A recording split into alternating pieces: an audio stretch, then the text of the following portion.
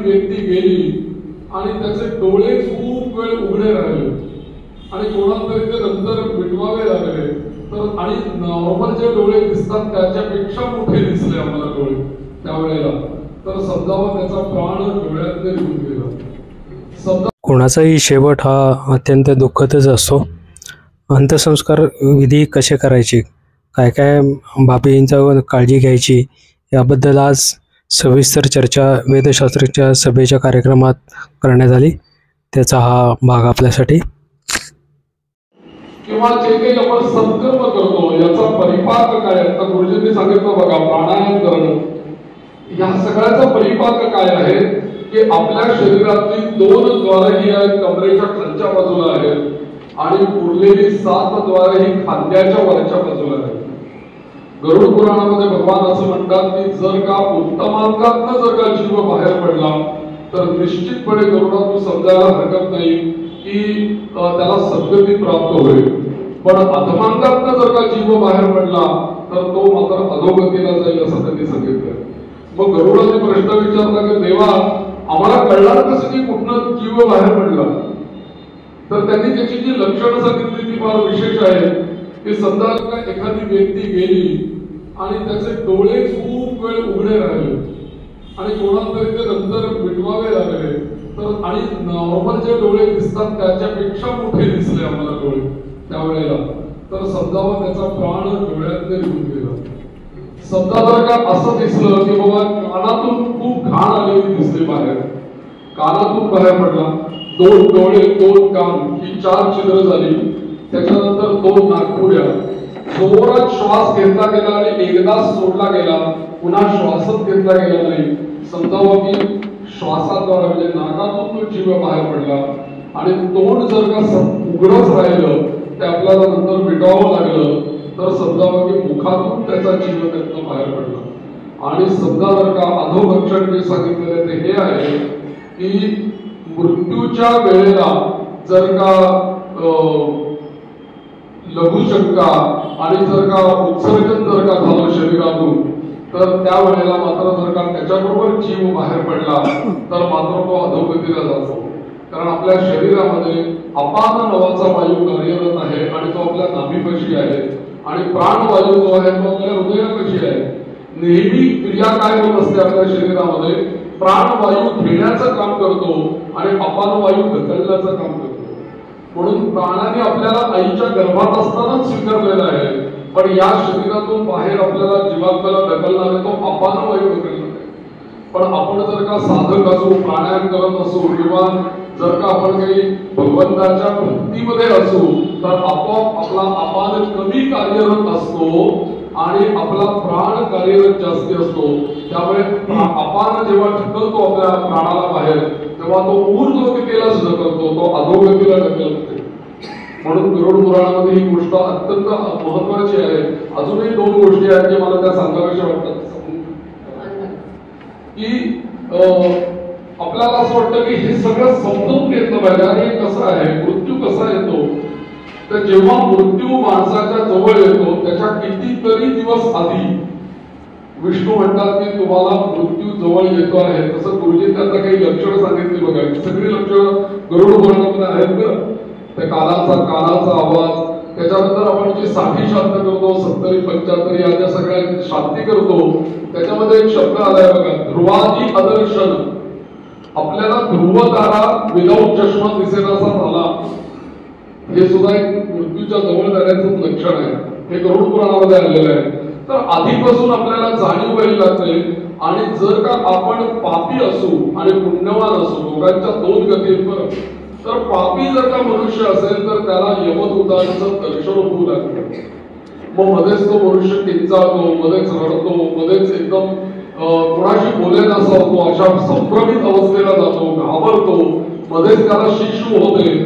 हे सगळं त्याला होऊ लागतं का, तर काही या संदर्भात मी एक शंका विचारते की काही लोकांना त्याला आपण तिन्ही सांगतात बसायला नाही ना अडचण येईल, जवळ आला तर त्यांना त्या तर 3 संधी काळामध्ये, कारण ते यमदूत आहेत काळ्या रंगाचे आहेत, त्यांना रंग जो आहे तो त्यांचा काळा आहे, त्यांची शिंग आहेत, त्यांची उंची सुद्धा सांगितली ते किती आणि 11 विकरा आहेत आणि त्यांनी असं सांगितलंय अंधकारामध्ये त्यांचे दात सुद्धा त्याला दिसतात. म्हणजे आता ही तिन्ही संतांना जर तुम्ही म्हणताय तर त्यावेळेस त्याला अंधार पडलेला असतो ना, त्यामुळे त्या ह्याच्यामध्ये ते जास्ती प्रकर्षाने त्याला ते जाणवतात. तर हे यमदूत जवळ त्याला दिसू लागतात आणि ज्या वेळेला अत्यंत पापी मनुष्य असतो त्याला हे यमदूत दिसतात. मात्र विष्णू असं म्हणतात की जो पुण्यात्मा आहे त्याला माझे दूत दिसतात. दोघांच्या मध्ये फरक आहे. आणि विष्णू दूत तिथे दिसतात आणि ज्या वेळेला तो जीवात्मा त्या शरीरातून बाहेर पडतो त्याला प्रेत म्हणायचं, बरं त्याला प्रेत म्हणायचं. ते जेव्हा तो जीवात्मा त्या शरीरातून बाहेर पडतो त्यावेळेला हे यमदूत त्याला हे करतात, लगेचच त्याला पकडतात. आणि आणखीन एक गोष्ट ते म्हणतात की म्हणजे 1 मुहूर्ताच्या काळामध्ये तो जो जीव आहे तो जीव त्याला ते पार यमलोकापर्यंत नेऊन परत पृथ्वीवर ओढून सोडतात. मग असं कशाला करतात तर त्याला तो सगळा यमप्रवास त्याला दाखवतात. अरे बाबा तुला कुठल्या मार्गाने यायचं यावेळी तुला दाखवतो, हे नरक हा स्वर्ग ही वैतरणी हे सगळं त्याला दाखवतात आणि पुन्हा त्याला आणून त्याच्या प्रेतापाशी आणून उभा करतात. पण मात्र दोरीने तो बांधलेला असतो त्यामुळे त्या शरीरात तो मात्र प्रविष्ट होऊ शकत नाही.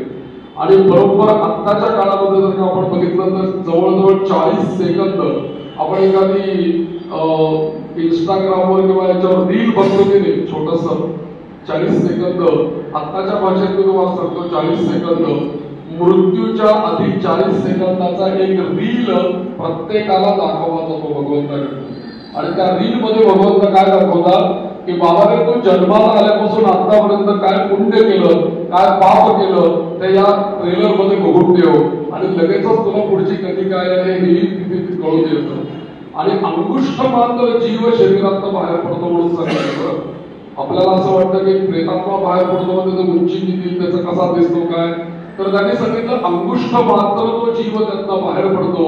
आणि ही जी सगळी प्रेतक्रिया जेव्हा अवयव पिंडदान आपलं जे आहे पहिल्या दिवसापासून 9व्या दिवसापर्यंत हे पिंड जे आहे त्याचे एकंदरीत 4 भाग होतात. त्यातले 2 भाग जे आहेत त्या यमाच्या मंडळाला जातात आणि त्यात 4था भाग जो आहे तो फक्त त्याला प्राप्त होतो प्रत्येक दिवसाच्या पिंडाचा. आणि तो एकदम मोठा म्हणजे किती मोठा होतो तो अंगठ्याच्या एवढा असलेला 10व्या दिवशी तो हस्त मात्र होतो. म्हणजे आत्ताच्या भाषेत बोलायचं तर 2 ते 2.5 फूट त्याला देह प्राप्त होतो. आणि तो दंड घेऊन 10व्या दिवशी उभा राहतो तिथे की बाबा माझी इच्छा राहिलेली आहे तर शिवायचं ते पिंड तो देह तिथे तयार होतो म्हणून. आणि मग 1 वर्ष प्रवास झाल्यानंतर जेव्हा तो यमलोकी पोहोचतो त्यावेळेला यमाचं शेवटचं नगर जे काही आहे शीताढ्यपूर नावाचं यमाचं शेवटचं नगर आहे. ती 16 एकंदरीत पुरं आहे. त्या 16 पुरं याचा अर्थ 16 ठिकाणी त्यांचा मुक्काम होत शेवटचं पूर आहे ते शीताढ्यपूर आहे. तिथे गेल्यानंतर याचा हस्त मात्र देहाचा त्याग होतो, पुन्हा तो अंगुष्ठ मात्र होतो आणि यमाच्या दरबारामध्ये तो प्रवेश करतो. यमाच्या संपूर्ण वाड्याला 4 दरवाजे आहेत. दक्षिणेकडून जे जातात ते सगळे पापी आहेत, पूर्वेच्या बाजूने जे जातात ते तपस्वी आहेत, पश्चिमेच्या बाजूने जे जातात ते सगळे साधक संत आहेत. अशा पद्धतीने त्यांना एंट्री तिथे मिळते आणि मग त्यांचं पुढचं सगळं कर्म होतं. इतकं छान गरुडपुराणामध्ये सांगितलं. उपनिषदात पण आत्म्याचं वर्णन अंगुष्ठ मात्र हा पुरुष असंच केलेलं. आता याला अनुलक्षून मला गुरुजींना एक प्रश्न विचारायचा आहे की विष्णूचे दूत दिसतात असं परत गुरुजींनी वर्णन केलं. आपल्या परंपरेमध्ये प्रसिद्ध श्लोक आहे की अनायासेन मरणं विना दैत्येन जीवनम देवी मे कृपया शंभो त्वरी भक्तीर चंचला. तर अनायासेन मरणं ज्यांना येतं त्यांना आपण पुण्यात्मा असं म्हणतो. तर त्यांना खरंच असे विष्णूचे दूत न्यायला येतात का, असे काही संदर्भ आहेत? एक सगळ्यांना परिचित असणारी जी गोष्ट आहे अजामिळ ते अख्ख्या तुम्ही पाहिलंय भागवतामध्ये त्याची गोष्ट सगळ्यांना माहिती. अनेक पापं केलेली तो जो अजामिळ आहे त्याला फक्त मृत्यूचा अर्थ येण्यासाठी तसं एक दर्शन झालं आणि त्यावेळी त्याच्याच मुलाचं त्यांनी नाव नारायण ठेवलं आणि त्या पोराला तो हाक मारायला लागला नारायण नारायण. त्यावेळी विष्णुदूतांचं आणि यमदूतांचं युद्ध झालं आणि त्यावेळी नारायण दूत जे आहे ते त्याला दिसले असं उल्लेख आहे बघा. म्हणजे वेगळीकडं आणखी सांगायचे जरूर इतकं ते स्पष्ट उदाहरण आहे. थोडक्यात असं आहे, तुम्ही आम्ही सगळ्यांनी एकच विचार केला पाहिजे की नाम जे आहे किंवा जी भक्ती आहे ती कुठं केली पाहिजे. काही माणसं म्हणतात ना, काय मरायच्या वेळी राम म्हणणं म्हणजे झालं. अरे मरायच्या वेळी राम म्हणायला तुझं तोंड चालू असलं पाहिजे. शक्य आहे का? सांगू शकताय तुम्ही की माझं तोंड चालू असेल त्यावेळी? नाही, मरायच्या वेळी राम बघितला म्हणजे झालं. फोटो लावून ठेवला, तुझे डोळे चालू असतील त्यावेळी. नाही, एक ऐकायचं लावून ठेवलं काहीतरी, राम राम, कान चालू पाहिजे. लक्षात ठेवा, भक्ती किंवा नाम जे आहे ते श्वासात केलं पाहिजे.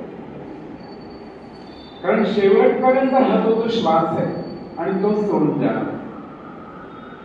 त्यामुळे ते विष्णुदूत म्हणून नक्की दिसतात बरं का तुमच्या भक्तीवरती. आपण ते पितांबरधारी असतील आणि तुमच्याशी गप्पा मारत मारत तुम्हाला घेऊन जातील बरं का, वर्षभर जायचे.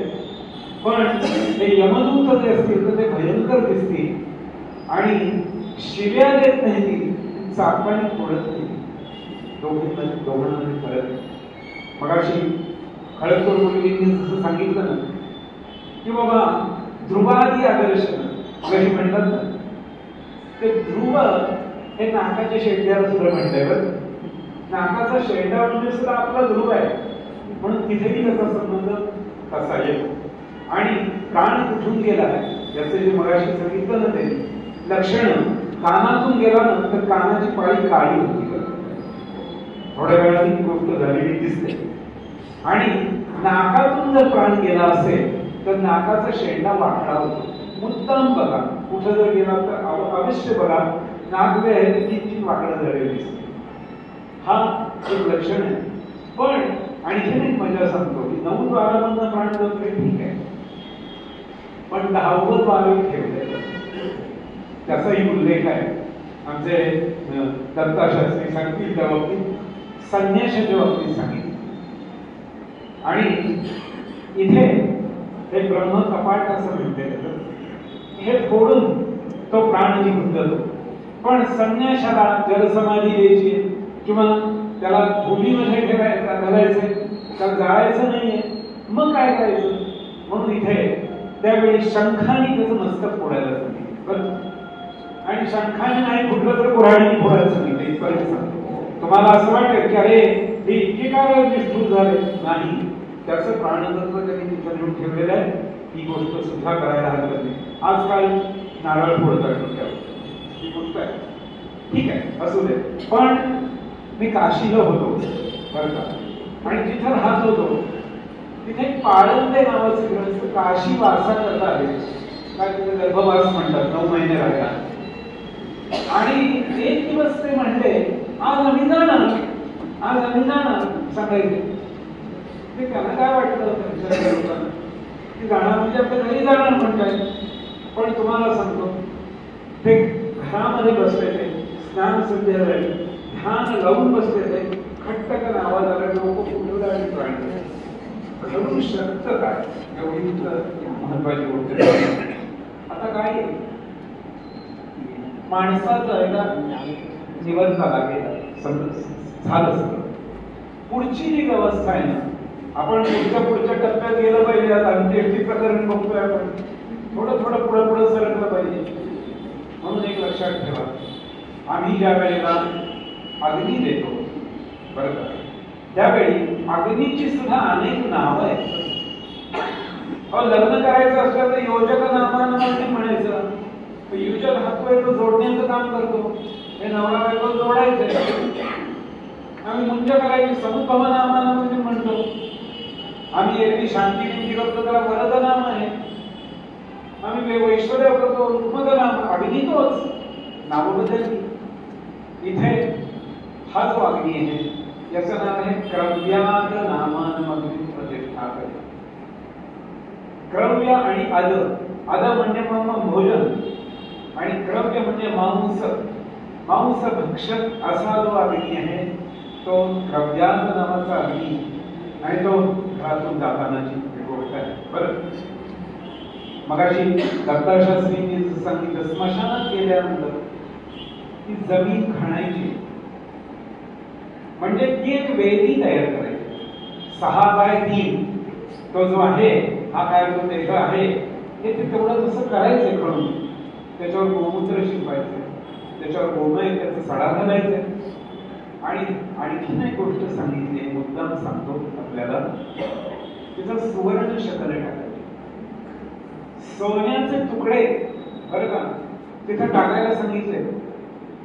मी विचारलं आमच्या गुरुजींना का म्हणजे सोनं कशाला टाकायचं, तर त्यांनी एवढंच सांगितलंय की ही अंत्येष्टी करायची आहे ना, आपल्या प्रिय व्यक्तीची अंत्येष्टी करायची आहे ना, जमीन भाड्याने घ्यायची, त्याकरता ते सुवर्ण शकल टाकायचे आणि मग त्याच्यावर पुढची सगळी जी गोष्ट आहे. बरं, आमच्याकडं आणखी एक गोष्ट सांगितली. यम जेव्हा येतो ना, यमाचे 2 कुत्रे आहेत, 2 कुत्रे, आणि त्यांना म्हणले त्याला 4 डोळे आहेत. आपल्याकडे 2 डोळे म्हणलं चष्मा विष्णा लावतात का, नाही त्यांना ओरिजिनल 4 डोळे असे जे आहे.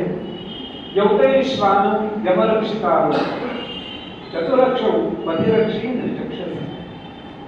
ते पथिरक्षी हा जीवात्मा ज्यावेळी पुढे पुढे लागणार आहे त्यावेळी त्याच्या बरोबर ते असणारे आणि त्या पथामध्ये त्याचं रक्षण करणारे किंवा त्याला इकडं तिकडं जाऊ देणार नाही, ही गोष्ट जास्त लक्षात ठेवण्यात. सध्याच्या काळात कुत्रे घेऊन फिरणाऱ्या माणसांनी लक्षात ठेवलं काय की पुढची तयारी आत्ताच चालली की काय असं वाटावं, अशी व्यवस्था आहे. एकूण पुढच्या काही गोष्टी आहेत जागतिकाशी संबंधित, मंत्राशी संबंधित, हे जे दत्ताशास्त्री जरूर सांगणार आहे. पण एक गोष्ट महत्वाची म्हणून लक्षात ठेवायची काय की ही शेवटची आहुती आहे, या देहाची ही शेवटची आहुती आहे आणि ती ताजी आहे. आपण शिळ खातो का, शिळ खायला बरं वाटतं, ताजं खावं होय ठीक आहे. तसं हा देह हा गेल्यानंतर, माणूस गेल्यानंतर आमच्या शास्त्रात जे सांगितलंय ते सांगतो की 6 तासात पहिल्या लगेच न्यायची व्यवस्था करावी. फार वाट बघू नये, माझा हाच येतोय, नातेवाईकच येतोय, इकडून येतोय तिकडून येतोय, तर फ्रीजमध्ये घालून ठेवलं, असं नाही करायचं. मृत्यू झाल्यानंतर शक्यतो जितक्या लवकरात लवकर, असं म्हणलंय की सकाळी जर मृत्यू झाला असेल तर सूर्यास्ताच्या आत त्याचं उत्सव व्हायला पाहिजे. आणि ते का करायला पाहिजे असं आम्हाला प्रत्येकाला का ही गोष्ट नक्की ठरली, प्रश्न हे ठरलेले आहे, पण तेही त्याकरता एक उत्तर म्हणून सांगून देतो की आपल्या शरीरात जसे 5 प्राण आहेत तसे 5 उपप्राण आहेत. त्याच्यात कूर्म, नाग, कृकलास, देवदत्त आणि धनंजय या नावाचे 5 उपप्राण आहेत. या 5 उपप्राणांपैकी धनंजय नावाचा जो वायू आहे हा शरीरामध्ये, म्हणजे प्राण गेले असं तुम्हाला वाटलं, माणूस मेलाय असं वाटलं तरी सुद्धा धनंजय नावाचा जो वायू आहे तो पुढे 6 तास त्या शरीरामध्ये कार्यरत असतो. यापूर्वी आपण अनेक संत मंडळींनी प्रेत उठवली अशा गोष्टी आपण पाहिलेल्या असतील बघा, की त्या चांदेवानी प्रेत उठवली. आणखी कोणी हे गेली समर्थांच्या याच्यात सुद्धा आहे, पण ती केव्हा उठवली या 6 तासात गुरुचरित्राचा उल्लेख आहे. पण तिथं जो आहे उल्लेख जो आहे तो की 6 तासातच का तो धनंजय वायुविधा आहे. मुद्दाम लक्षात ठेवा. हल्ली काही लोक नेत्रदान करतात आणि हे दिलंय ते दिलंय म्हणतात, किडनी दिली आहे काही दिलंय ते समजा त्याच्यावर मग येऊ थोड्या वेळाने बरं का. पण हा जो प्रकार आहे हा सुद्धा सकाळी गेलेला माणूस असेल, तुम्ही संध्याकाळी बोलवलं की अहो सकाळी यांचा मृत्यू झालाय, त्यांनी नेत्रदानाचं हे करून ठेवलेलं होतं, संध्याकाळी 6 वाजता तुम्ही घेऊन जाणार. माणसं सांगतील, डॉक्टर सांगतील आता काय होतंय. त्या 6 तासातच आम्हाला इथं तो डोळा नेला पाहिजे आणि दुसरीकडे त्याचं रोपण केलं पाहिजे. म्हणजे त्याच्यामध्ये प्राणशक्ती ही तेवढा वेळ आहे. म्हणजे तोपर्यंत तो जो देह आहे त्याच्यामध्ये अजूनही या धनंजय नावाची एक प्राणशक्ती आहे. पण ती असेपर्यंत म्हणजे तो देह ताजा आहे तोपर्यंत, म्हणून त्याची आहुती तेवढ्याच वेळात द्या. नाहीतर काय आहे, तुम्ही म्हणाल जाऊ दे उद्या करूया परवा करूया, नाही असं जर केलं तर तो जो त्यातला जो जीवात्मा आहे त्याला अति कष्ट होतात, अतिशय त्रास होतो. म्हणून अशी गोष्ट काही करू नये. तर शक्यतो ताजं असं त्याचं हे व्हायला पाहिजे. म्हणजे ही एक गोष्ट सर्वांनी असंही असेल की हळूहळू ते शेवटी शरीर सडकतात, हो किती वेळ ठेवणार. आणि आणखीन एक गोष्ट होती, एक मृत्यूनंतरचे जीवन म्हणून एक त्याच्यानंतरच एक माझ्या वाचनात आलेली गोष्ट. त्यात असं म्हणताय की तो जीव जो आहे तो बाहेर पडतो ना शरीरातून, तो 6 तास मूर्छित अवस्थेत असतो. असा एक तिथं उल्लेख आहे की तो मूर्छित अवस्थेत आहे. म्हणून तो मूर्छित आहे म्हणून त्याचं ऑपरेशन करून काढतात त्यावेळी. बरं ही गोष्ट आहे. पण त्याच्या मूर्छेतून तो ज्यावेळी बाहेर येतो त्यावेळी तो जीव पुन्हा त्या शरीरात प्रवेश करायचा प्रयत्न करत असतो आणि त्याला ते काही साधत नाही आणि त्यामुळे तो दुःखी होतो, कष्टी होतो. पण जर तो मूर्छित अवस्थेत असतानाच ही पुढली क्रियाकर्म होऊन गेलं, देहच संपून गेला, तर आता शिरणार कशा, म्हणजे त्याच्या ऊर्ध्वगतीला ही गोष्ट उपयुक्त ठरत असते. आपल्याकडे म्हटलंय बघा, धनानी भूम वशवष्ट गोष्टे भार्या गृहद्वार जनस्मशाने देहश्चितायाम परलोक मार्गे कर्मानुगो गच्छति जीव एकः असं म्हटलेलं आहे. पण याच्यामध्ये मगाशी यांनी जसं सांगितलं ते फिल्म दाखवली जाते 40 सेकंदांची. तुम्हाला एक मुद्दाम सांगतो. एखाद्या विमानाचा अपघात झाला की ते हुडकतात काय, तर त्याचं ब्लॅक बॉक्स, त्या संपूर्ण विमानाची हिस्ट्री, कसं झालं, काय झालं, कुठं पडलं, काय झालं, ही सगळी गोष्ट कशात सापडली तर ते ब्लॅक बॉक्स मध्ये. तुमच्या सगळ्यांच्या शरीरात परमात्म्याने एक ब्लॅक बॉक्स बसवलेला सगळ्यांच्या शरीरात आहे तो. आणि तुम्ही आम्ही सगळ्यांनी दिवसा रात्री केव्हाही केलेली सगळी कर्म ही रेकॉर्ड तयार आहे. त्यामुळे इथून त्यावेळी हा जीवात्मा बाहेर पडल्यानंतर पुढचा प्रवास होतो.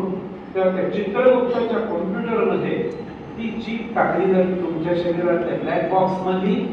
आणि हा तुझा स्लाइड लिहा, काय काय केलंय मनाने, शरीराने, बुद्धीने, कशाने काय काय उद्योग केले ते सगळे इथे जरी कुठे लटपट केली असतील ना तरी तिथं काही दया माया नाही. गोष्ट सांगितली आहे. म्हणून गरुड पुराणात सुद्धा प्रेतकल्पामध्ये तुम्हाला पुष्कळ गोष्टी अशा पाहायला मिळतील.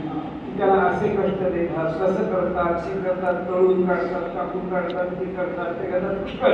आणि तुम्हाला असं वाटेल की अरे हे काय आहे असं. लक्षात ठेवा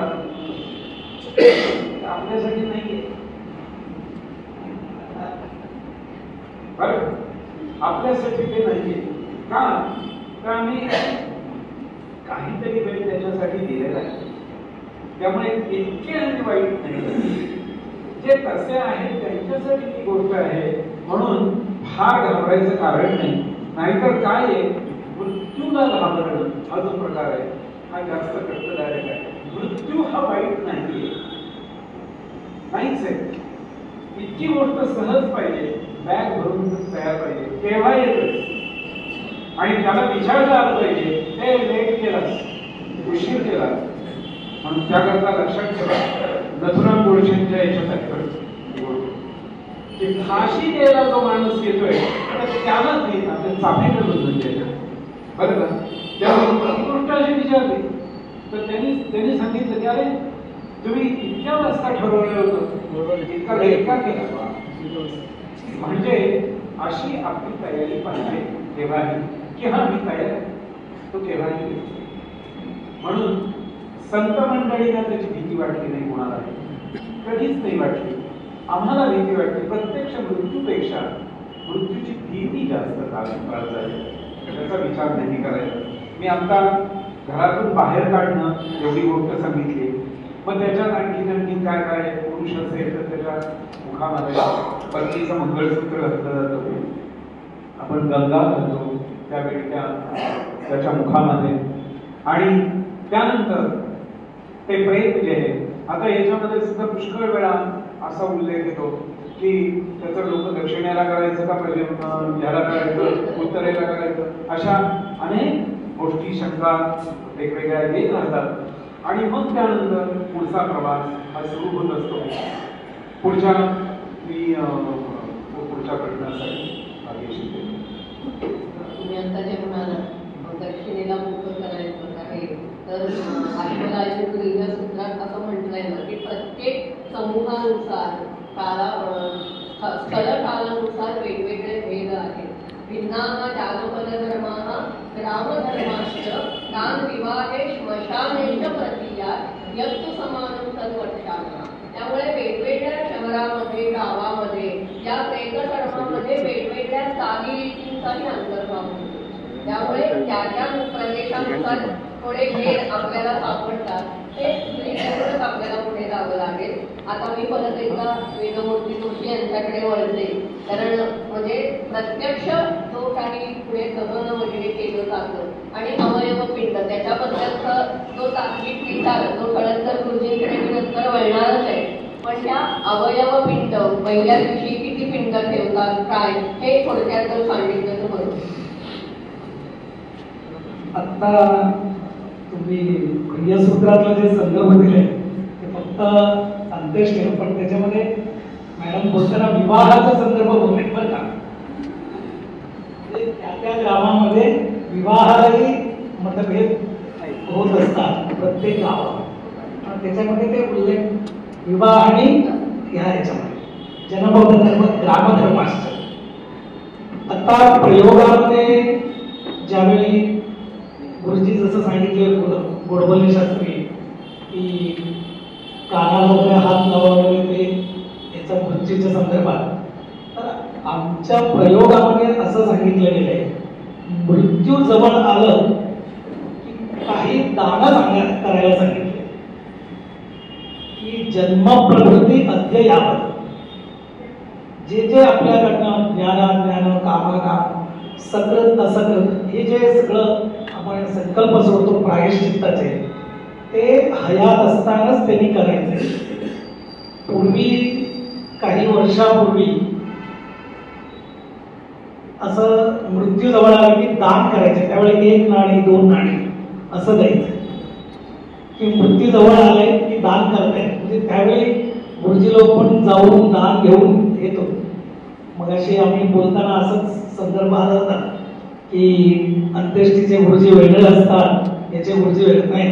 दान घ्यायला मात्र सगळे सारखे असतात आणि ह्याला मात्र वेगळं आहे असं नाही आहे की त्या ह्याच्यामध्ये तिथे असा शब्द आहे की आपलं स्वतःचं नाव घेऊन तिथे आपल्याला संकल्प सोडायचे.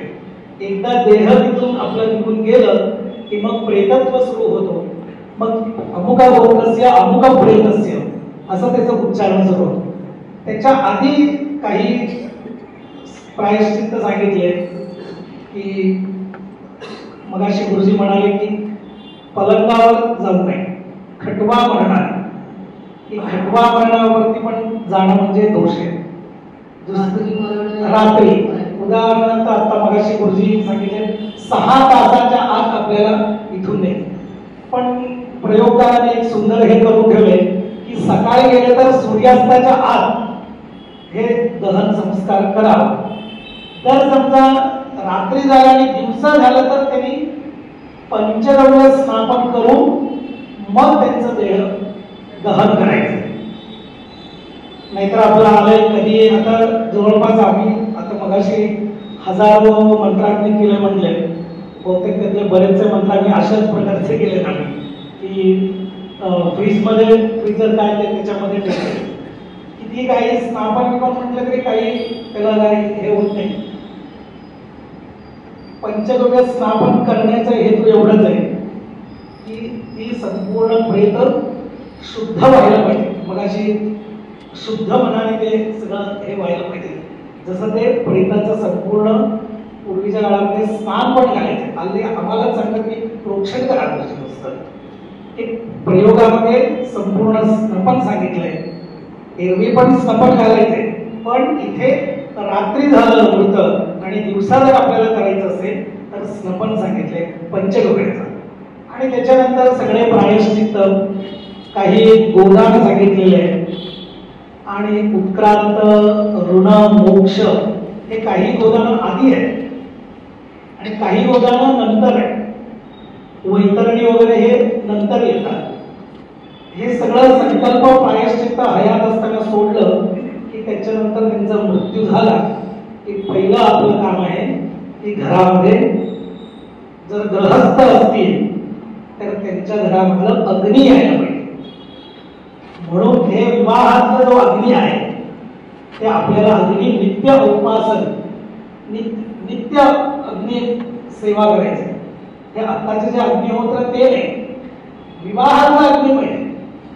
लाजाहोमातल्या अग्नीची विधिवत स्थापना करू. म्हणजे आज वधू जशी उंबरठ्याचं माप ओलांडून घरात प्रवेश करते, तसं प्राचीन काळी तो जो लाजाहोमाचा अग्नी त्याची विधिवत प्रतिष्ठापना करत असत आणि वधू आणि वर यांनी घरात प्रवेश केला की गृहप्रवेशनीय होम नावाचा एक होम केला जायचा आणि आयुष्यभर त्या दंपतींनी त्या अग्नीचा सांभाळ करायचा. आणि एखाद्या घरात जर 4 मुले आहेत, चौघांचा विवाह झालेला आहे, तर प्रत्येकाचा हा शालाग्नी किंवा ज्याला गृहाग्नी म्हणतात ते प्रत्येक दंपतीचे वेगळे अग्नी असायचे आणि प्रत्येक दंपतीने आपल्या अग्नीची उपासना करायची. त्याच्यामुळे ते अग्नी जे हातात धरून येतात, हल्ली झटकन गौऱ्या पेटवतात आणि हातात अग्नी आला, ते अग्नी नाही.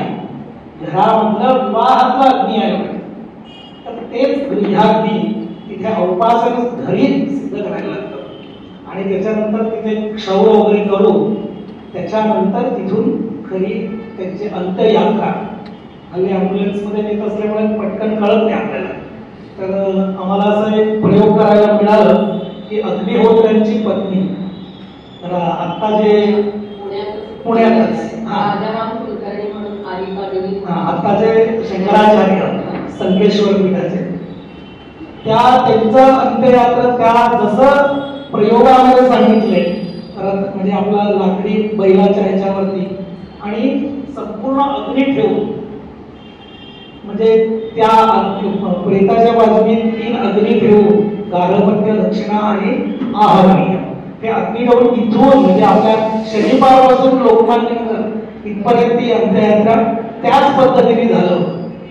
आणि तशाच पद्धतीने तिथे गेल्यानंतर आपला स्मार्ताग्नी आहे आणि त्यांचं आहिताग्नी, अंत्येष्टी जे एक शब्द आले ते त्या ह्याच्यावरनं श्रौतामधनं आलेलं ते शब्द आहे. तिथे गेल्यानंतर पहिल्यांदा क्षौर होतो. क्षौर झाल्यानंतर पुनःसंधानाचा अग्नी तिथे आपल्याला जसं मगाशी बोललो की जमीन आपल्याला खाली खणायला लागते आणि त्याच्यानंतर रेखाकरण करतो. रेखाकरण कशाने सांगितले की मगाशी गुरुजी बोलले की ते रेखाकरण झाल्यानंतर हिरण्य जे ठेवायचे. आता हिरण्याचा अभावी काय ठेवायला पाहिजे, तर हल्ली काही लोक एक नाणं ठेवतात.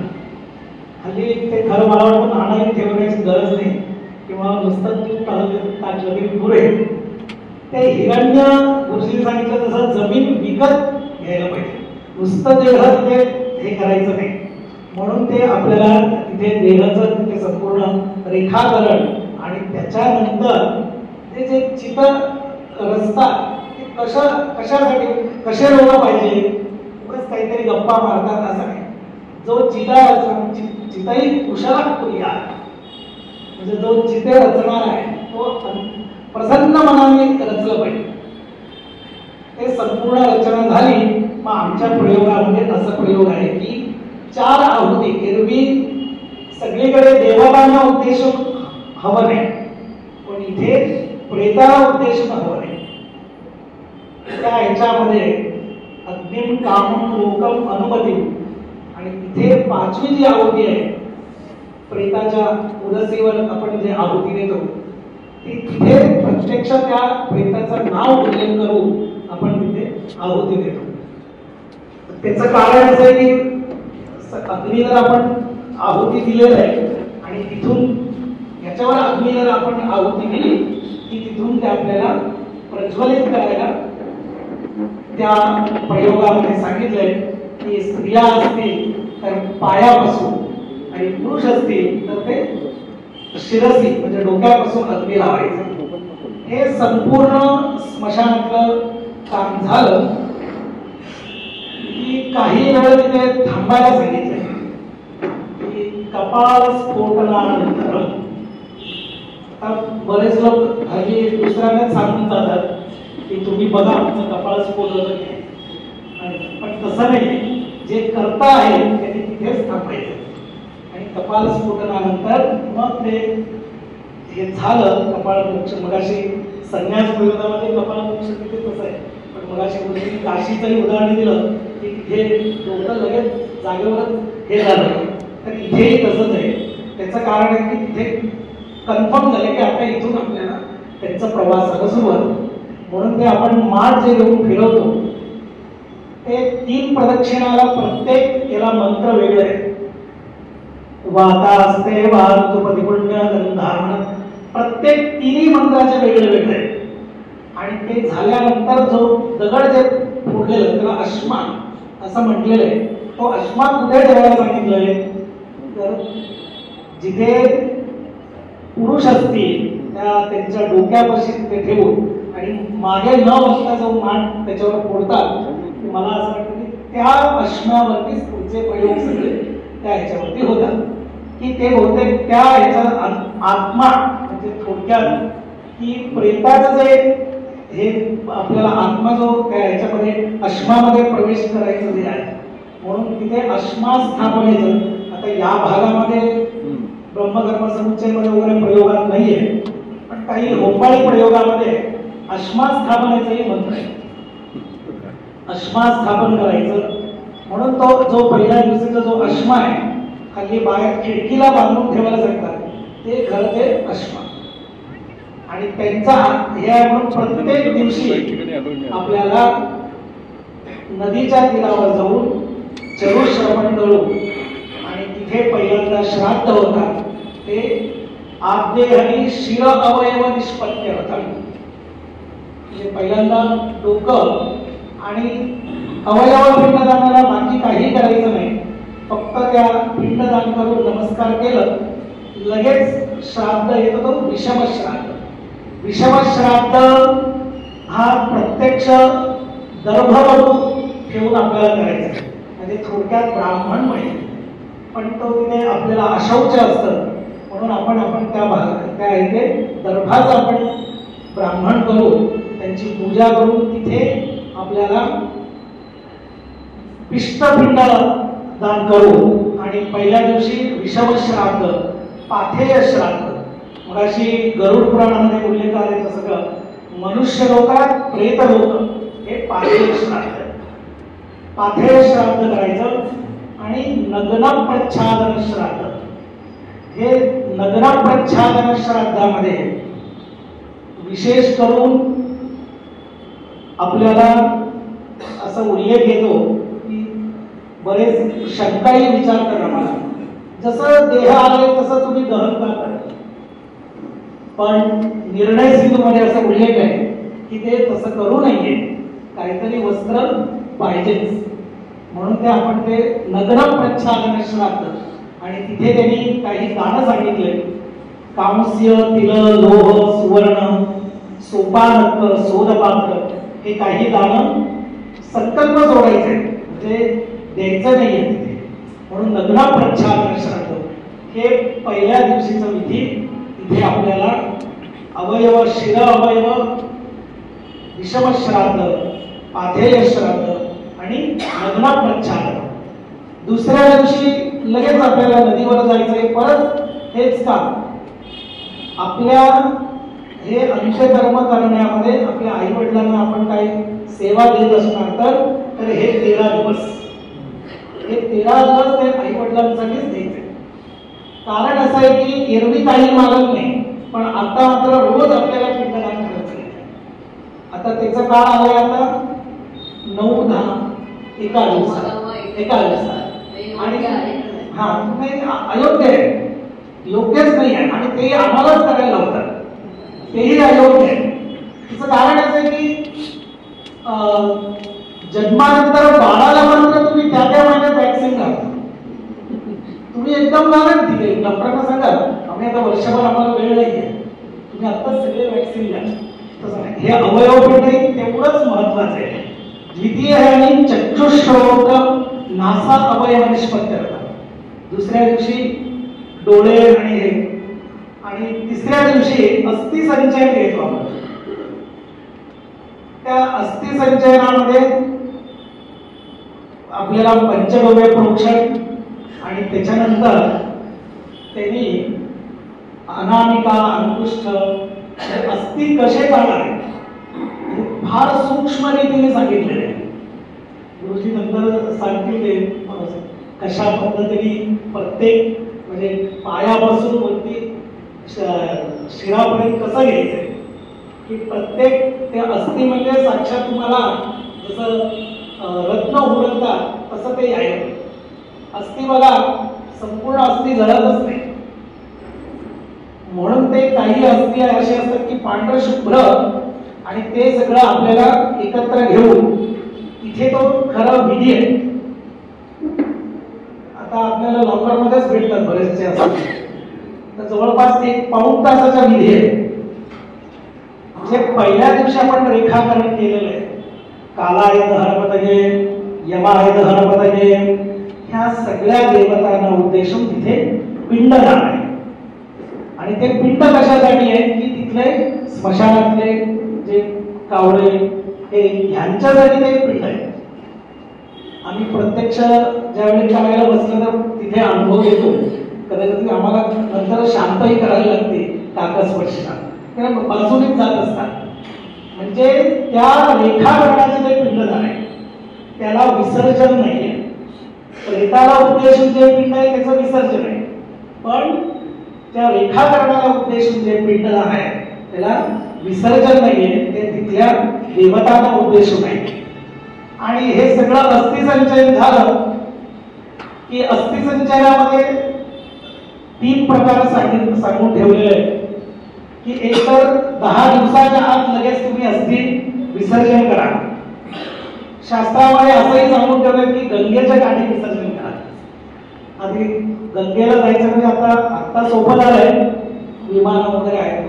पूर्वीच्या काळात 6-6 महिने लागायचे. म्हणून त्याच्यासाठी त्यांनी तीर्थे अस्थि संक्षेप विधी, म्हणजे आपल्या घरामध्ये बाहेरच्या पडवी किंवा आणि आणखी मोकळी जागा असेल तिथे जमीन खणून तिथे अस्थि ठेवायची. आणि तुम्हाला ज्यावेळेस शक्य असेल त्यावेळी आपल्याला गंगेच्या ठिकाणी विसर्जन करायचे हे.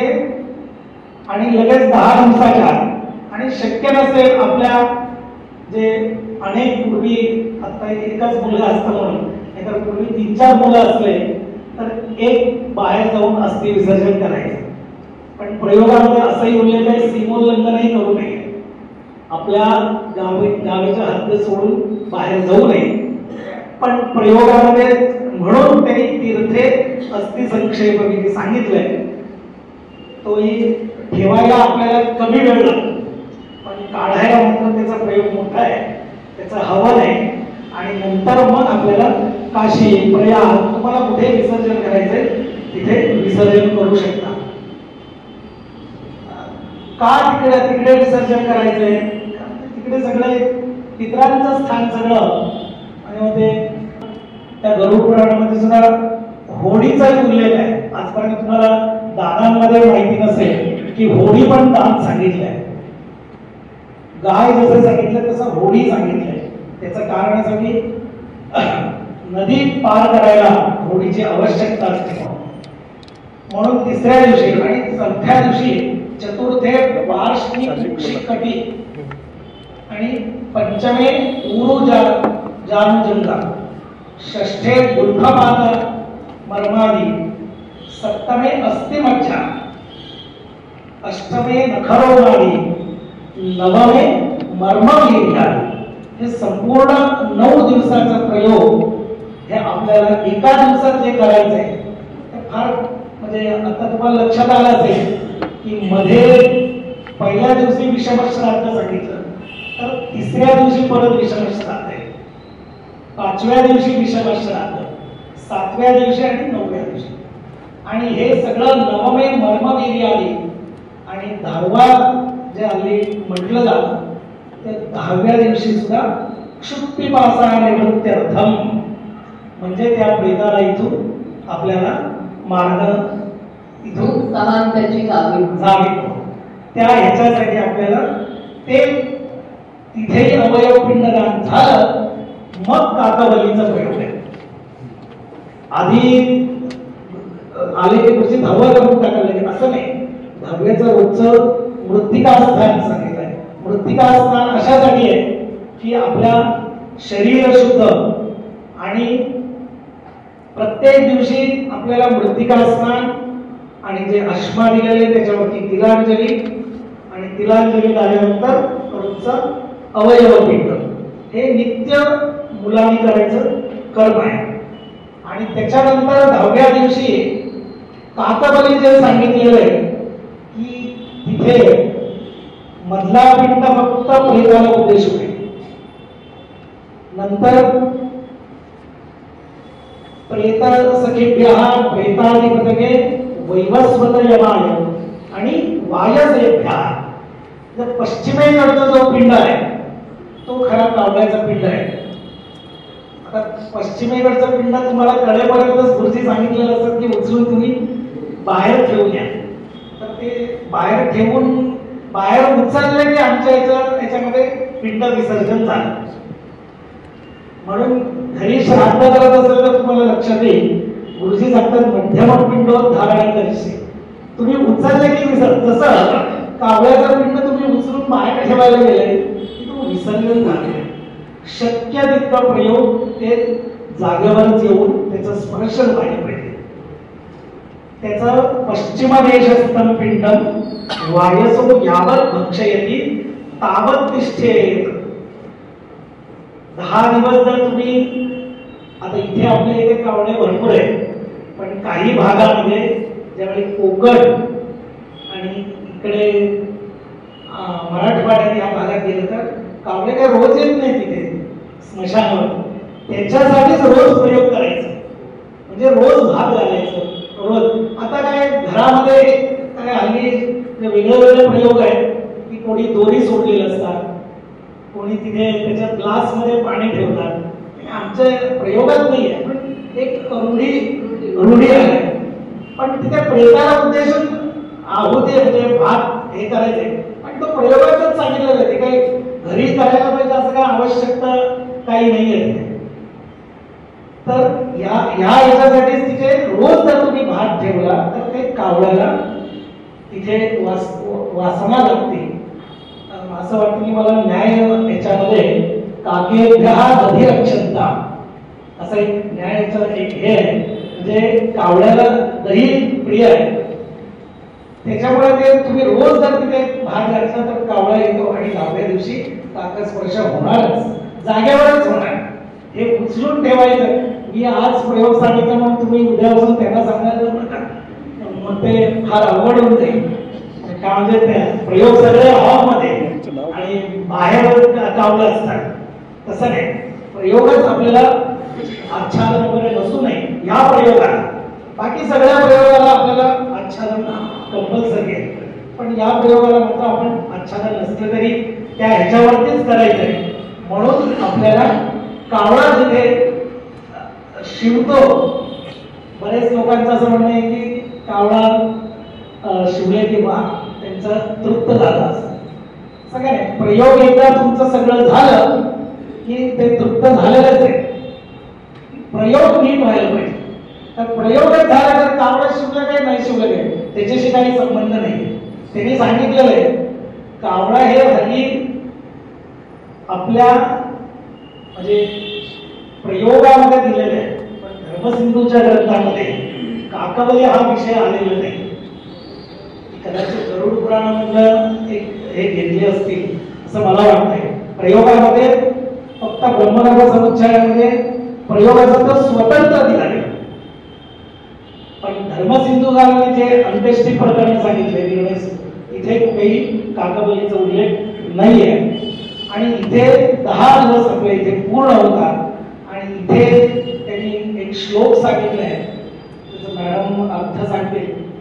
शिलायाम प्रेतरूपोसी सुखरूपोशी नित्यशः अर्चयित्वा दशाहंतुम स्वस्थाने सुख नित्यशः.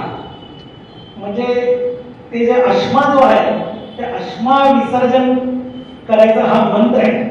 ते शिलायाम प्रेतरूपोसी म्हणजे त्या ह्याच्यामध्ये ते अश्म्यावर हा सुखरूपोसी नित्यशः अर्चयित्वा म्हणजे हे जे 10 दिवस आपण कर्म केले ते त्याचं ते त्या ह्याच्यामध्ये अश्वाच्या ह्याच्यामध्ये आहे. म्हणून त्या संपूर्ण अवयव पिंडदान हे आपल्या प्रयोगामध्ये सांगितलेलं आहे आणि ते रोज करायला पाहिजे. त्याच्यावरती रोज करायलाच पाहिजे त्याचा एक उल्लेख पुराणामध्ये आहे. माहूरगडची देवी काहीतरी रेणुका देवीचं ते एवढंच हे आहे त्याचा उल्लेख कथा वगैरे उद्या सांगतील की ते 5व्या दिवशीच ते कर्म थांबलं. तिथे आई म्हणजे शब्द उच्चार करू नये त्यांनी तिथे आई 5व्या दिवशीच केलं म्हणून ते तेवढंच देह तिथे. त्याच्यानंतर आरतीमध्ये त्याचा उल्लेख केलाय की संपूर्ण रेणुका मातेचा देह खाली ह्याच्यामध्ये विष्णुदास बुवा असं काहीतरी त्याचा उल्लेख आहे. त्यांनी संपूर्ण ते याच्यामध्ये घेतलंय. म्हणून रोजचे रोज अवयव पिंडदान हे व्हायला पाहिजे.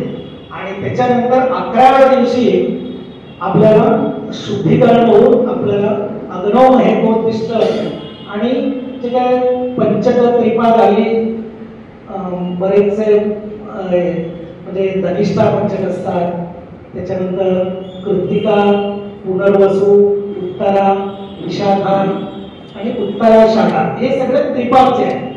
त्यातनंही आणखीन काही प्रयोग आहेत द्विपुष्कर आणि त्रिपुष्कर ते वाराला संबंध जोडून आहे.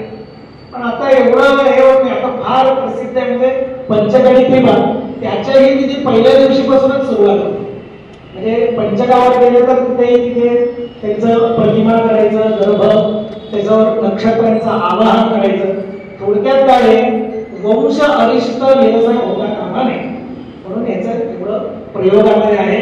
त्याच्यानंतर 11व्या दिवशी सर्व दान करायला सांगितलंय आणि पहिला प्रयोग येतो तो हल्ली लुप्त होत चाललाय. काही गुरुजी लोकांना सांगितलं तरच ते केलं जातं तर वृषोत्सर्ग. तर वृषोत्सर्गाचं फळ असं आहे एरवी तुम्ही अश्वमेध यज्ञ करता त्याला किती दिवस लागतं ते साधारण 1 महिना जास्त 40 दिवस असं काहीतरी त्याचा उल्लेख किंवा वर्षापर्यंत असं. तर 11व्या दिवशी जर वृषोत्सर्ग केला तर अश्वमेध यज्ञ केल्याचं फळ मिळतं. आणि म्हणून तिथे त्यांनी ते 2 आहेत तिथे तुम्हाला एक अश्वमेध यज्ञ फळ आणि उत्तम लोक प्राप्त करतात. पूर्वी सोडलेला बैल असं बोलायचे म्हणजे त्याला चटके दिलेले असे. आजच्याही काळात ते करायला सांगितले पण आता काही कायदे आणि हे असल्यामुळे पण हल्ली आम्ही पिठाचे करतात काही लोक नुसतं सुपारी ठेवतात. सुपारी ठेवून त्याच्यावर करायचं. त्रिशूळ आणि चक्र स्वस्तिक म्हणजे मंगळसूत्र चक्राकार ते त्या ह्याच्यावरून आपल्याला पुढे त्या बैलाला सोडायचे. आम्ही इथे प्रयोग आम्हाला करायला मिळाला. धैसाच गुरुजी वेद भवन जे आहे त्यावेळी आमचे प्रयोग जे संपूर्ण शिकवले गेलं वेदमूर्ती तासगावकर जे ते समोर बसून ते प्रयोग तिथे प्रत्यक्ष करायला मिळालं. आता ते चटके दिले की आता बैल सोडायचे म्हणजे चारही दिशाने त्यांना रुद्र या सुक्ताचा जप करून मग त्यांना मोकळं सोडायचं म्हणून ते सोडलेले बैल असं म्हणायचं. आता हल्ली बरेच पुराण हा सोडतं म्हणजे तिथे सांगितलंय दृढम पक्ष जलम पिब यथा सुखम क्रीडस्व असं ते प्रयोगात सांगितलंय. आता बरेचसे पुराणच सांगतात सोडलेलं बैल असं नाही.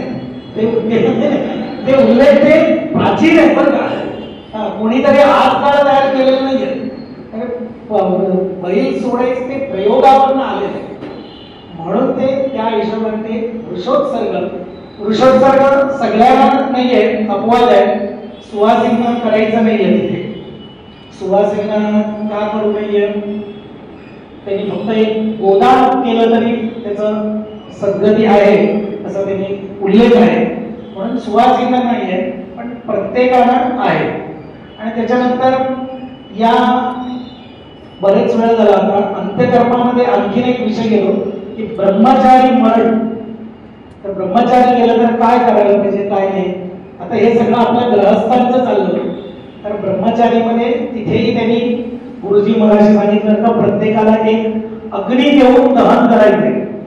क्रव्याचा अग्नीच्या आधी इथे आपण औपासन घेतलं आणि तिथे उत्तानपाद अग्नी किंवा धर्मसिंधू निर्णय सिंधू ग्रंथकारांनी तुषाग्नी सांगितलंय. तुषाग्नी म्हणजे गवत, एक गवताला दुसऱ्याला पेटवायचं, दुसरं तिसरं आणि चौथं जे पेटतं ते तुषार. त्याच्याने ते ब्रह्मचारीचं दहन सांगितलंय. आता ब्रह्मचारी कोणाला म्हणावं हे पण लिमिट आहे बरं का. आजकाल 70 वर्षाचं गेलं तरी म्हणजे ब्रह्मचारीच आहे. आमचे प्रयोगकारांनी सांगितलंय की साधारण 12 वर्ष किंवा आषोडशात ब्राह्मणस्य 16 वर्ष निघून गेलं की तो यौवन झाला. बहुतेक माझ्यामध्ये गरुड पुराणामध्ये किशोरे षोडशे यौवने असा एक उल्लेख आहे. तिथे तो यौवन झाला की मग त्याला सगळं कर्म तिथे लागू झालं म्हणून तिथे संपूर्ण क्रिया करायची. म्हणून मंत्राग्नीमध्येच तिथे अर्कविवाह करायला सांगितलंय. आता अर्कविवाह बरेचशा लोकांना माहिती आहे की नाही. आता बरेचसे अर्कविवाह लग्नासाठीच करायला लावले जातात पण अर्कविवाह खरं ते इथे सांगितलेलं आहे आपल्याला मंत्राग्नीमध्ये. ते का सांगितलंय, ब्रह्मचारी जाऊ नये म्हणून. ब्रह्मचारीला अर्कविवाह करून त्याला ग्रहस्थ करतो आपण आणि ग्रहस्थ झाल्यानंतर तिथे आपल्याला पुढे प्रयोग संपूर्ण करायला अधिकार येतो. आता सपिंडीकरण करायचं का नाही करायचं असं बरेच लोकांचं हे आहे. सपिंडीकरणामध्ये 2 हे सांगितलंय. सपिंडीकरणाकडे जाण्यापूर्वी मला जरा कळसकर गुरुजींना बोलतं करायचंय. मगाशी तिलांजलीचा उल्लेख आला आणि अवयवपिंड. तर गरुड पुराणामध्ये तिलांजली या संदर्भात काही हे आहे का विवेचन? गरुड पुराणामध्ये दत्ता गुरुजींनी सगळाच 11-12व्या दिवसापर्यंतचा जवळजवळ प्रयोग आपण ऐकलेला आहे. या सगळ्याच्या मागे एक जो तात्विक विचार आहे तो तेवढा मी तुम्हाला सांगावं असं वाटतं मला की मुळामध्ये देह पंचमहाभूतांचा बनलेला आहे. पृथ्वी, आप, तेज, वायू आणि आकाश आणि त्याच्यामध्ये जीवात्मा आहे. म्हणून हा पंचमहाभूतांचा देह पहिल्या दिवशी जेव्हा मंत्राग्नी केला जातो त्यावेळेला ही देह म्हणजे समिध आहे आणि या समिधेची आहुती त्या अग्नीवरती आपल्याला द्यायची आहे. अग्नी काम काय करतो की या देहामध्ये असलेली जी पंचमहाभूत आहे त्यापैकी पृथ्वी तत्वामध्ये, आप तत्वामध्ये प्रत्येक तत्व त्या तत्वामध्ये जे ब्रह्मांडामधली जी पंचमहाभूत आहेत त्या तत्वामध्ये आपल्या शरीरातली 3 तत्व मिसळून टाकण्याचं काम अग्निनारायण करतो. म्हणून तो क्रव्याद असं पहिल्या दिवशीचा तो अग्नी आहे. आणि हा जो जीवात्मा शरीरातून बाहेर आलेला आहे पहिल्या दिवशी अंगुष्ठ मात्र बाहेर आला असं मी तुम्हाला सांगितलं हा जीवात्मा त्याला यमलोकाचं दर्शन झाल्यानंतर तो सतत त्या देहामध्ये जाण्याचा प्रयत्न करतो. आम्ही इकडे क्रियाकर्म करताना एखादी व्यक्ती गेली की त्यांनी सांगितलं व्यक्तीचा मृत्यू जवळ आल्यानंतर त्याचं डोकं उत्तरेला ठेवा, पाय दक्षिणेला ठेवा. आणि आपण इतर वेळेला म्हणताना म्हणतो बघा की दक्षिणेला पाय करून झोपायचं नाही म्हणून. कारण याचं कारण मला माहित नव्हतं, पण नंतर असं लक्षात आलं की उत्तर ध्रुव आणि दक्षिण ध्रुव हे दोन्ही चुंबकीय क्षेत्र आहे आणि उत्तर ध्रुवाला आकर्षण खूप आहे. तर जसं गुरुजींनी सांगितलं की इथून प्राण गेला साधारण, तर उत्तर ध्रुवाला जे आकर्षण आहे त्याच्यामध्ये प्राणशक्ती सुद्धा खेचण्याचं सामर्थ्य आहे. म्हणून इतर वेळेला दक्षिणेला पाय करून झोपायचं नाहीये, कारण आपोआप आपण दक्षिणेला जर का पाय केलं तर आपलं डोकं उत्तरेला लावला. उत्तर ध्रुवामध्ये चुंबकीय क्षेत्रामध्ये असं सामर्थ्य आहे की आपली प्राणशक्ती जी ऊर्ध्वगतीला उडण्याचं सामर्थ्य आहे. पण व्यक्तीचा एकदा अशा पद्धतीने मरण जवळ आल्यानंतर पहिल्यांदा खाली तीळ पसरावे, गर्भ पसरावे, कावटत असते तर खाली उतरवून ठेवावं. त्याच्यानंतर व्यक्तीचं निधन झालं, प्राणोत्क्रमण झाल्यानंतर मात्र उलट ठेवावं, मग त्याची मांडी घालावी, स्नान घालावं. याचं कारण का पर्युषित म्हणजे शिळं ते द्यायचं नाही. आणि हा जो जीवात्मा आहे हा जीवात्मा त्या प्रेताच्या भोवती घुटमळत असतो. मला केव्हा आज जायला मिळेल म्हणून तो वाट बघत असतो, पण त्याला जाता येत नाही. पुढे आपण पेरणी बांधतो, प्रेत वैकुंठामध्ये घेऊन जातो. तिथपर्यंत हा जीव तिथपर्यंतही येतो. आणि जेव्हा प्रेत चितेवरती ठेवलं जातं, जेव्हा त्याला अग्नी दिला जातो, तिथपर्यंत तो जीवात्मा त्या प्रेताच्या भोवतीच घुटमळत असतो. आणि ज्या वेळेला आपण तो कुंभ घेतो, माठ, गुरुजींनी नंतर सांगितलं की अश्मा, तो अश्मा घेतो आणि माठ खांद्यावरती घेतो आणि उलटी प्रदक्षिणाच्या प्रेताला आपण घालतो. त्यावेळेला 3 छिद्र पाडली जातात, एक वरच्या बाजूला, एक मध्ये आणि खालच्या बाजूला. तर 3 अवस्थांची ती 3 छिद्र आपण म्हणूया की बाल्यावस्था, कौमारी अवस्था, वृद्धावस्था, अशी ती 3 छिद्र आहेत. आणि प्रदक्षिणा केल्यानंतर सरते शेवटी तो अश्मा खाली ठेवला जातो आणि खांद्यावरनं तो कुंभ जो आहे, माठ जो आहे, तो खाली मागे टाकला जातो. तो फुटतो खाली पडल्यानंतर. आणि त्यावेळेला खरा शोक करायला सांगितलेला आहे. गरुड पुराणामध्ये पण हा स्पष्ट उल्लेख आहे की कोणी गेल्यानंतर उगाच आपले अश्रू डोळ्यातनं काढू नये, रडू नये सातत्याने किंवा इतकंच नव्हे तर सुतकामध्ये सुद्धा गेल्यानंतर 10 दिवसाच्या काळामध्ये जास्ती रोदन करू नये. त्यावेळेला रोदन करायला परवानगी आहे ज्या वेळेला तो कुंभ फोडला जातो, फुटतो त्यावेळेला. आणि त्यावेळेला हातात ज्याला आपण म्हणणं म्हणतो तशी त्या पद्धतीने अप्रोच करायला सांगितलेलं आहे. आणि जेव्हा तो जीवात्मा पाहतो की आता देह तर अग्नी चिता प्रज्वलित झालेली आहे, आता आपल्याला त्या देहामध्ये जाता येणार नाही, म्हणून तो जीवात्मा त्या आश्म्याचा आश्रय घेतो. म्हणून वैकुंठातून पहिला मंत्राग्नी करून जेव्हा आपण बाहेर पडतो त्यावेळेला पहिल्याच दिवशी त्या आश्म्यावरती सगळ्यांनी हातपाय धुवून त्या आश्म्यावरती तिलांजली देऊन घरी यायला सांगितलंय. का तर दाह जो काही त्याला जीवात्म्याला झालेला आहे तो दाहाचं शमन व्हावं म्हणून त्याच्यावरती ती तिलांजली. दाहजनित तृषा उपशमनार्थ म्हणून ती तिलांजली आहे. नंतर तो आश्रमा घेऊन आम्ही घरी येतो आणि जाताना जेव्हा प्रेत आपण घरातनं जेव्हा वैकुंठामध्ये घेऊन जातो तेव्हा ते पायाकडून बाहेर न्यावं असं सांगितलेलं आहे. इतर वेळेला उमऱ्यावर कधी उभं राहू नये बघ आपल्या घरातल्या, पण त्यावेळेला नंतर आल्यानंतर 13व्या दिवशी सुद्धा उमऱ्यावरती सुपारी फोडली जाते आणि वैकुंठातून आल्यानंतर सुद्धा उमऱ्यावर पाय देऊन आत यायला सांगितलं. आणि दुसरी गोष्ट, तो जो जाताना त्याला औक्षण करायला सांगितलं त्या प्रेताला. तोच जो दिवा आहे तो दिवा इकडे वैकुंठातली क्रिया होतोवर आपण पीठावरती घरामध्ये तो स्थापन केला जातो आणि आश्रमा तो घेऊन आल्यानंतर बाहेर ठेवला जातो. त्या गुरुजींनी सांगितलं असते आपल्याला. तर आश्रमा हे काय आहे? पृथ्वी तत्व आहे. बघा तुम्ही, पृथ्वीचा दगड आहे तो. आणि पृथ्वी में शरीरे शिरता, शरीर हे पृथ्वी तत्वाचं आहे असती.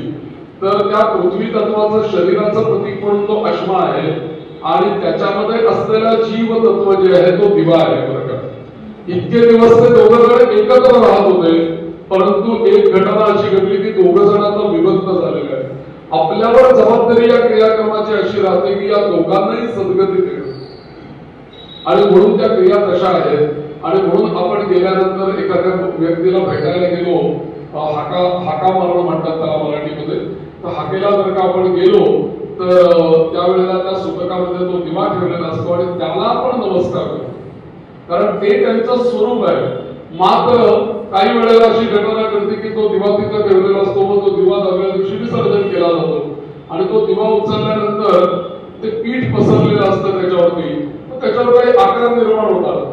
मग मात्र लोक असं म्हणू लागतात की बाबा तिथे पाऊल उठलं होतं, तिथे गाईचं पूर उठलं होतं वगैरे वगैरे असं म्हणतात. पण खरं म्हणजे वस्तुतः ते काही आपली एक ती समज आहे, कारण देहधारी व्यक्तीची ठसे उमटू शकतात ना, पण सूक्ष्म देहधारी जीवात्म्याचे तिथे कसे ठसे उमटतील. पण तिच्या खालचा आकार आहे त्याच्यामुळे काही तिथं जर का आकृती निर्माण झाली होऊ शकते.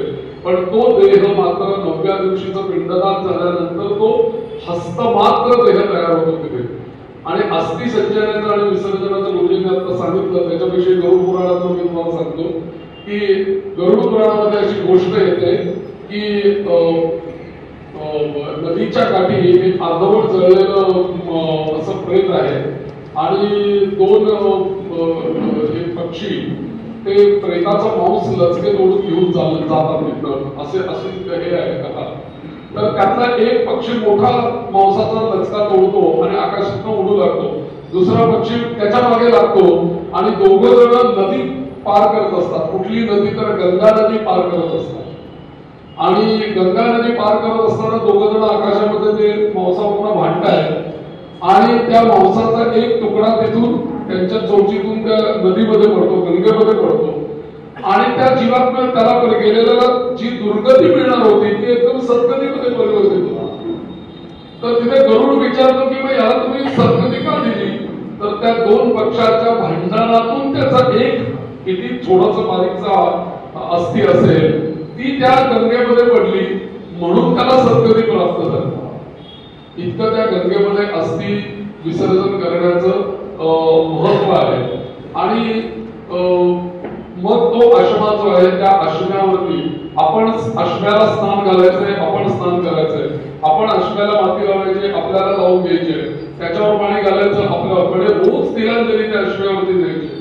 आणि सरते शेवटी 10व्या दिवशी ज्यावेळेला तो अश्मा विसर्जन करायला आपण सगळेजण वैकुंठामध्ये जातो आणि काकस्पर्शातनं तो ऐकला आवडतो, त्याच्या वेळेला आपण त्या सगळेजण आलेले नातेवाईक आपण त्या अश्म्यावर तिलांजली देतो आणि मग त्या अश्म्याला तिळाचं तेल लावून तो अश्मा पाण्यामध्ये प्रवाहित विसर्जन करायला सांगितलं. म्हणजे तिथं तो खऱ्या अर्थाने देह म्हणजे ज्याला आपण म्हणतो भौतिक देह, आधी भौतिक जो देह आहे, गीतेमध्ये सांगितलंय 4 देह, त्यापैकी भौतिक देह खऱ्या अर्थाने तिथे प्रवाहित झाला आणि तो हस्तमात्र देह तो जो आहे त्या कावळ्याच्या बाबतीत प्रश्न असा आहे की या कावळ्याला तो एक प्रकारची रेटिना त्याच्या डोळ्यामध्ये अशी बसवलेली आहे, जसं आपण एक्सरे मशीन असतं की नाही, आपल्याला नॉर्मल डोळ्याला फक्त हात दिसतो, पण एक्सरेच्या मशीनला त्या हाताच्या आत काय आहे ते दिसण्याची लेन्स त्या एक्सरे मशीन मध्ये आहे.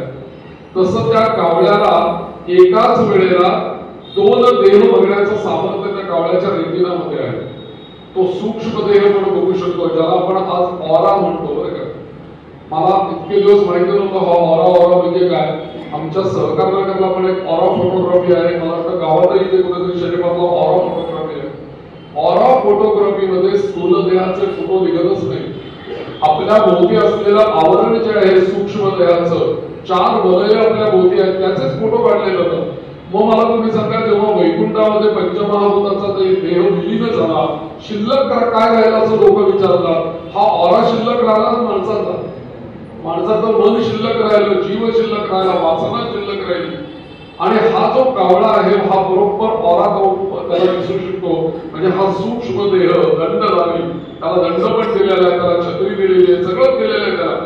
तो असा देह त्याला दिसतो आणि त्याचा संवाद कावळ्याला ऐकायला येतो. आपला संवादही त्याला ऐकायला येतो. बरं, त्या देहाला आपला संवाद आहे. म्हणून तर तुमच्या मुलीची काही काळजी करू नका, तुमच्या मुलीचं आम्ही लग्न करू, तुमचं अमुक काम आम्ही सांभाळू असं म्हटल्यानंतर कावळा लगेच शिवतो. आणि नंतर असं काही करतं त्याची इच्छा, म्हणजे ती योगायोग आहे. बरेच वेळा असं झालेलं आहे की असंही झालेलं आहे की इच्छा बोलली आणि ती कावळा शिवला.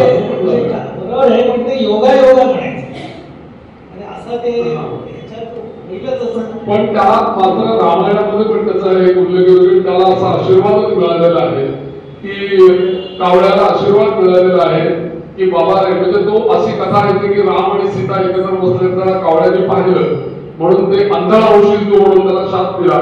तोच रामांच्या चरणाशी गेला तेव्हा म्हणाले राम की बाबा तू एकाक्ष राहशील, एक डोळा तुझा नाही, पण म्हणून तो कावळा एका डोळ्याने बघतो.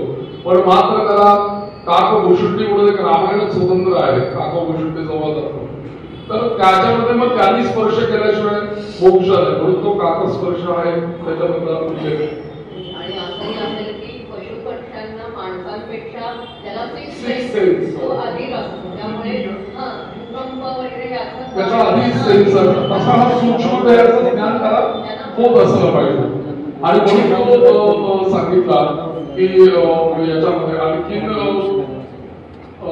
या सगळ्या गोष्टीमध्ये तिळाला फार मोठं महत्व दिलेलं आहे, गर्भांना फार मोठं महत्व दिलेलं आहे. आणि मृत्यूकाली शारीरिक याच्यामध्ये मृत्यू जवळ आल्यानंतर कशा कशा जवळ मृत्यू यावा असं गरुड पुराणाने फार सांगितलेलं आहे.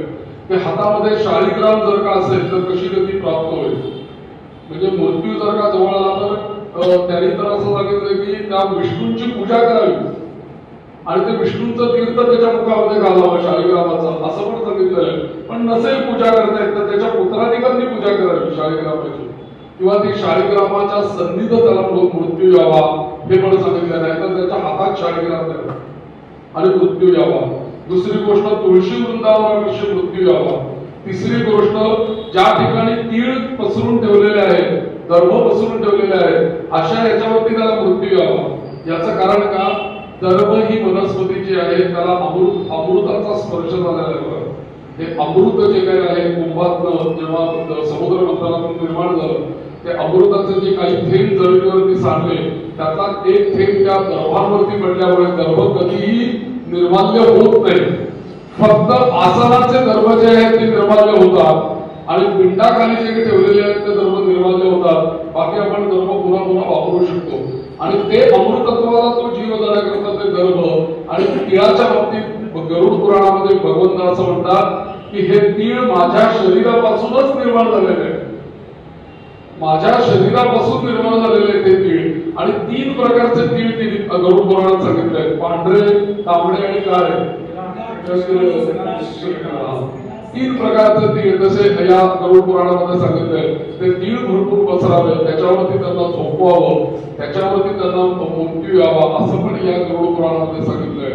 त्याच्यानंतर नग्न प्रचारण श्राद्ध गुरुजींनी सांगितलं बघा की त्या हा पण गरुड पुराणामध्ये उल्लेख आहे की अग्नीला जेव्हा समित द्यायची, आपल्याकडे ज्या गोष्टी सांगितल्या आहेत, नग्न कधीही स्नान करू नये. जर का नग्न स्नान जर का केलं तर वरुण आपलं सगळं पुण्य हरण करतो, म्हणून काहीतरी वस्त्र अंगावर पाहिजे आणि स्नान करायला पाहिजे. तसं मृत्यू आल्यानंतर सुद्धा हा देह अग्नीला द्यायचा, तो नग्न द्यायचा नाही, त्याच्या अंगावर काहीतरी वस्त्र असलं पाहिजे.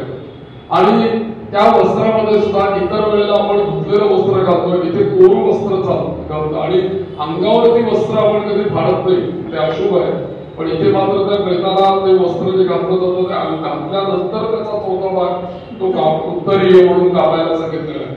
हे काही काही बदल आहेत बघा की हे त्याच दिवशी ते चालतं. आणि नग्न प्रचारण श्राद्ध जे केलं जातं ते त्याकरता केलं जातं. आणि नंतर नग्न प्रचारण श्राद्ध हा जो देह तयार झालेला आहे, सूक्ष्म देह, हस्त मात्र, याला सुद्धा काहीतरी वस्त्र पाहिजे ना, त्याला सुद्धा काहीतरी आच्छादन पाहिजे, म्हणून नग्न प्रचारण श्राद्ध आहे. आणि अशा पद्धतीने अवयव पिंडदान करत असतात. त्या अवयवातलं सूक्ष्म तत्व हे प्रत्येकाच्या, आपण डोळ्यांनी बघतो म्हणजे डोळे बघण्याचं काम करत नाहीये, डोळ्याच्या माध्यमातून बघणारं एक कोणीतरी तत्व वेगळंच आहे. कानाने आपण ऐकतो म्हणजे कान ऐकत नाहीये, कानाच्या द्वारा ऐकणारी व्यक्ती कोणतरी आतमध्ये वेगळीच आहे. म्हणून आपण म्हणतो ना, हे माझं शरीर. आता माझं शरीर म्हणताना मी आणि शरीर एक नाहीये, मी कोणीतरी वेगळा आहे आणि शरीर माझ्यापासून भिन्न आहे. म्हणून शरीर ईश्वराच्या कृपेने आईच्या पोटामध्ये आपल्याला ते मिळालं.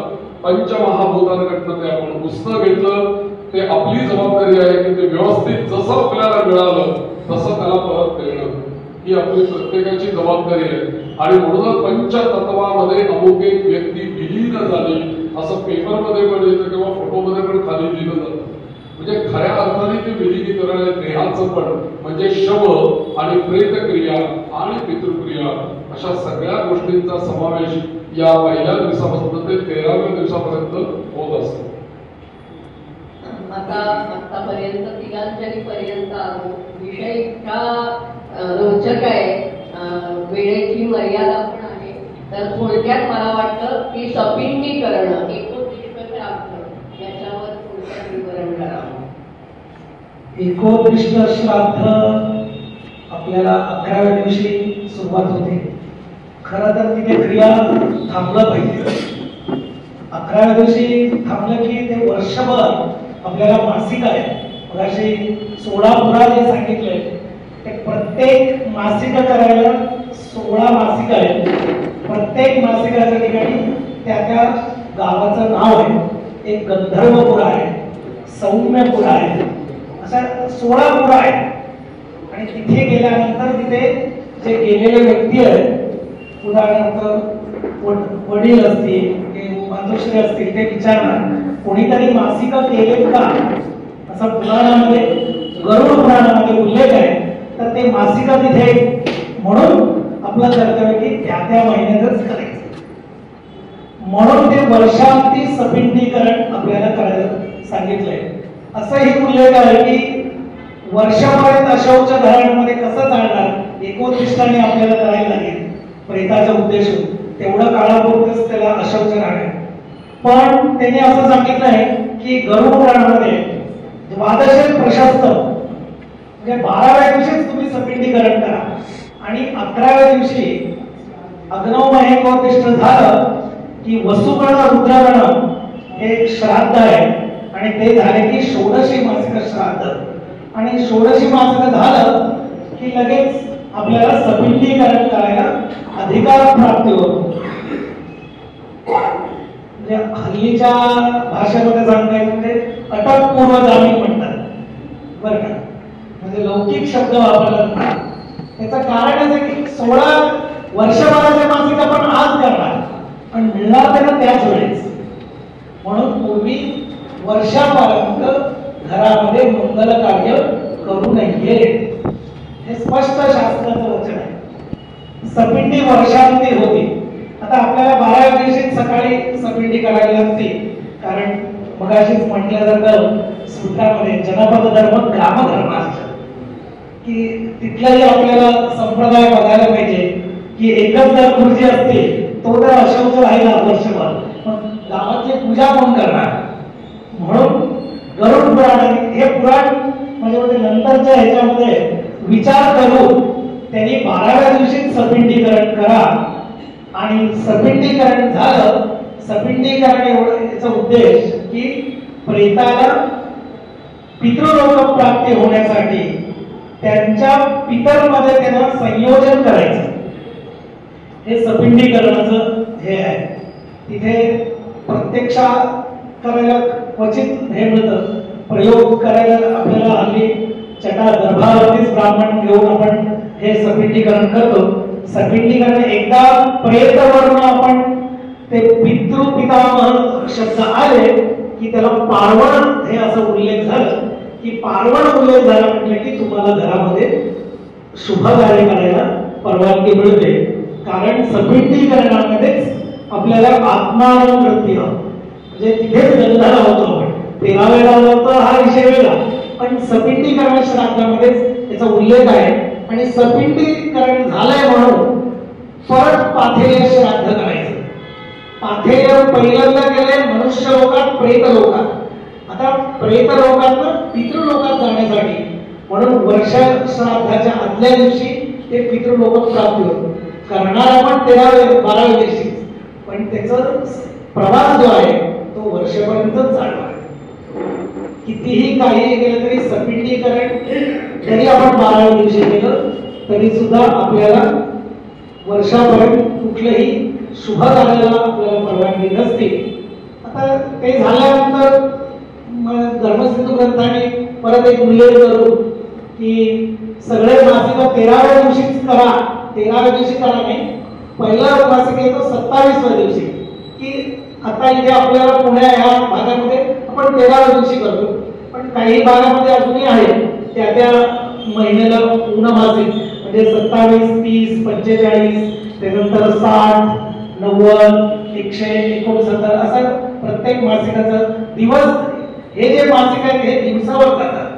म्हणून आपल्याला वर्षातली सपिंडी येते आणि सपिंडी झाल्यानंतर हे आपण मासिक केले.